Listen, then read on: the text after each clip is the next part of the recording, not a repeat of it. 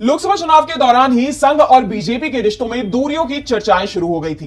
कभी बीजेपी नेताओं के बयान तो कभी बीजेपी के फैसलों ने संघ और बीजेपी के रिश्तों पर सवालिया निशान लगा दिए हैं। लेकिन अब संघ ने ही इन सभी चर्चाओं पर मुहर भी लगा दी है। संघ ने बीजेपी और पीएम मोदी को लेकर अहम बयान दिया है। यह तक कह दिया कि चुनाव के नतीजे बीजेपी के अति आत्मविश्वास को वास्तविकता दिखाने वाले रहे। उनके इस बयान ने सियासी गलियारों में हलचल तेज कर दी है। तो क्या है पूरा मामला, देखिए ये रिपोर्ट। संघ और बीजेपी के रिश्तों में दरार आ गई है। अब तो आरएसएस के नेता भी बीजेपी के खिलाफ तीखे बयान दे रही हैं।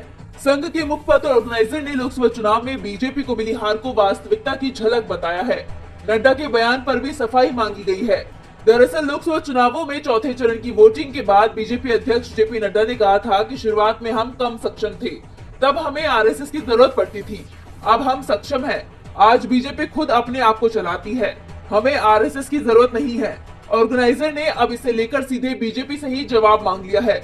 ऑर्गेनाइजर में आरएसएस के वरिष्ठ नेता रतन शारदा ने लेख लिखा है और जिसमें बीजेपी पर निशाना साधते हुए कहा कि ये मानना केवल भाजपा नेता ही वास्तविक राजनीति समझते हैं और आरएसएस के भाई बंधु गांवों के गवार हैं। ये झूठा अहंकार तंज कसने के ही लायक है। वहीं चुनाव में बीजेपी को मिली हार पर शारदा ने कहा कि इस चुनाव में पार्टी के पुराने समर्पित कार्यकर्ताओं की उपेक्षा बीजेपी को भारी पड़ी।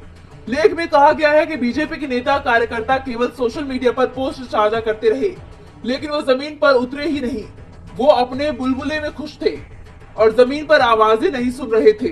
आरएसएस नेता ने बीजेपी नेताओं की जनता के प्रति उदासीन रवैये पर सवाल उठाते हुए लिखा कि बीजेपी के चुने हुए सांसद और मंत्री हमेशा व्यस्त क्यों रहते हैं, वो कभी अपने निर्वाचन क्षेत्रों में क्यों नहीं दिखते, संदेशों का जवाब देना इतना कठिन क्यों है।